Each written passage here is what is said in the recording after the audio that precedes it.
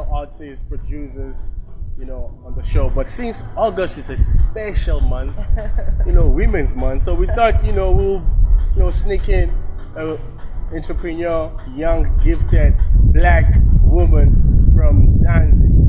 Ladies and gentlemen, what up? That's so smooth. Yeah. We try to keep it smooth. When I start DJing, I think I'll use your voice for my job. Thanks. It's very smooth. Thanks a lot. How are you doing? I'm good, and you? I'm great, thank you. Welcome to Cape Town. Thank you so much. Wow. I love the city. Last time we had you in Zanzibar stream before, doing the whole...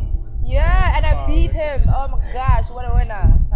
No, today we're not racing, don't worry. It's fine, it's okay. So I don't want to beat you again, I don't want to beat somebody else again. I don't want someone's ego to get bruised. I'm playing. So how are things going? Things are going really, really well. I'm in a very good place in my life.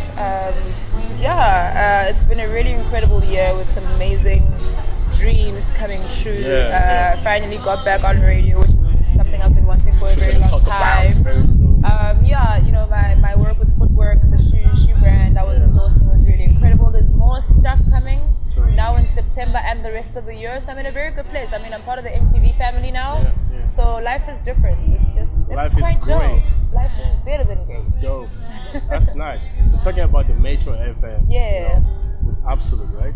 AbsoluteHiphop, that's the name of our show. AbsoluteHiphop, you with DJ Spitzer. Yeah. Shout out to DJ Spitzer, man. So how did that come about, that was one of the most random things. So I joined Metro FM at the end of the year last year, and I'd always imagined that if I had to work with someone, who would it be? And it was never really, not that there's anything wrong with the DJs at the station, everybody's literally a perfect pair. So I figured, in life I'd like to work with Speaks. I like his energy, I like his chemistry, and we're also friends and we get along really, really well, and we're equally obsessed with hip-hop. So it was something I had in the back of my head, and I guess God listened, and God was like, okay, cool, I see you struggling at Metro doing all these different jobs, you don't really have a place, you don't have a platform, you don't have your own space. And I was actually in Hermanus for a week, and they gave me a call and they were like, spectacular names left, and we'd like you and somebody else to take over. We're going to give you guys 4 hours on a Saturday. And I was like, okay, so what are we doing? And they were like, we want you to do like a hip-hop show. I was like, there's no way, so what do you say? And when they told me it was Speedster, I was like, what are the chances? So it was literally like, because of the work that I'd put in, it worked out. Because of the work that he was doing at YFM, it worked out. And it was really the perfect pair to take over a slot like that. So it happened because God. Sure, that's how it happened, So for you, do you feel like it was, spectacular names, they do house, and now you guys are doing hip hop. Yeah. In terms of listeners, do you think, how do you guys juggle that? Well, the thing is, spectacular names do both. Okay. So they're not house or hip hop, they play both because they're the bomb.com. So I wasn't really worried, or we weren't really worried about the listeners that were already there, because we care so much about radio. We're broadcasters, so we're obsessed with the art of radio as well as we are obsessed with the art of hip hop and the music and all of that kind of stuff and the lifestyle. So it was just like a natural thing. Like the thing is with listeners is that they'll eventually grow into you. It takes about a year for people to get used to. So we weren't really worried. But we were just under a lot of pressure because it's the Kings of the Weekend. That's a big statement. That's a big crew, So you don't just take over like it ain't no thing. So there was a lot of pressure, but we put so much work in it because we've been waiting for this moment for a very long time. And we're not the kind of people that fold under pressure. We thrive under pressure. So we're just like, look, everybody's got faith in us. Everybody's ready for it. So we can't help but, want to do better and do as well as we can in our capacity, It's not about erasing the people before you. It's just about creating a completely new experience for everybody who's joining on this journey. So it's not a competition between us and the Kings of the Weekend. Hell no. We learn from them so much. So you can't be competing and trying to be a king of the weekend. No, you're not. That already exists. So we need to bring a new flavor, and that's what we did. No, that's amazing. So now you're in the radio right now, and there's a lot of musicians popping off, a lot of artists, So what goes on behind the radio? Who's making the waves? How do you guys decide on that? Well, so we're lucky enough in the sense that we also get to create our own playlist, right? So it's easy for us to actually put a lot of people on. But in the same breath, we're not in full control of it. So we submit a list, and then our music compiler is the one that decides, because he understands it on a different level than we're going to play all our favorites, and it's going to get awkward. So we send through our list what we'd like to play, and then the music compiler compiles the show, because he also knows what played when, and you don't want to have repetition, you don't want to have the same artist playing in every single hour, that kind of stuff. So that job is completely not up to us. We do have moments where we suggest songs and then they end up on the playlist, which is really, really cool. But beyond that, people keep sending me their songs. And it's like, so we have this feature, but I don't know what's going on. We just can't get our email right. It keeps crashing.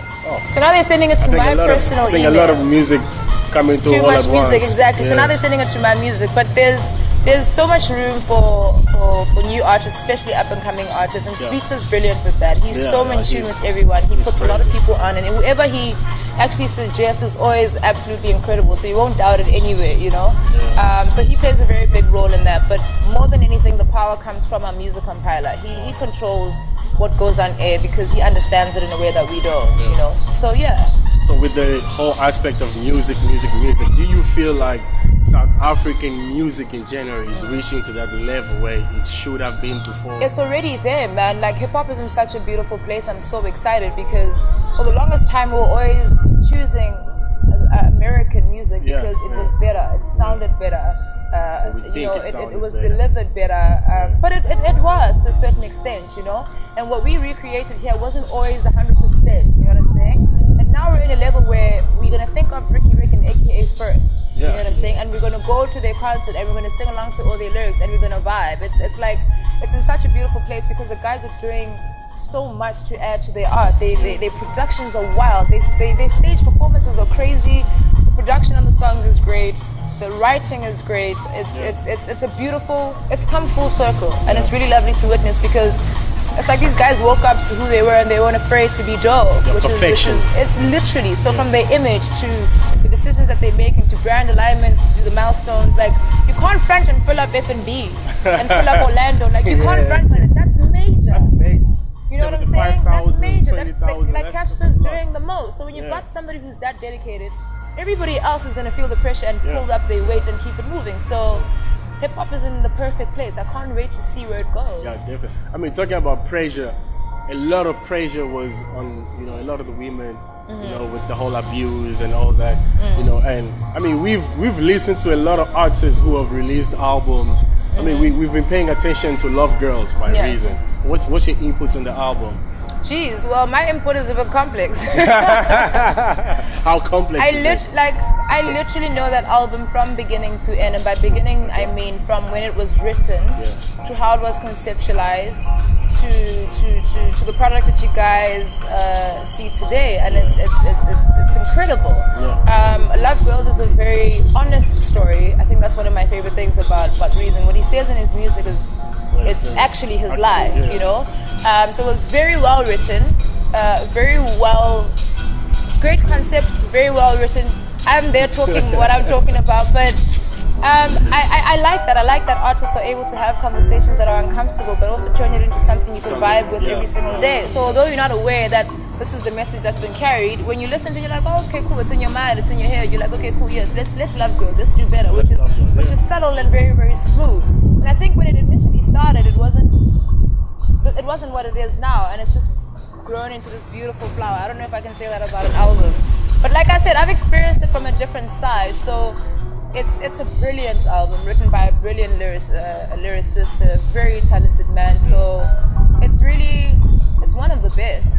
It really is one of like the best albums to come out. So I want to do a little something different. Fill in the blank. As a public figure, I lose love. This is what matters to me, which is I'm Loot Love. This is what matters to me. Love, truth, and kinging all day. Exactly. You heard it first here in the Zanzibar Street. It's your boy Gilbert Frogs, and we out.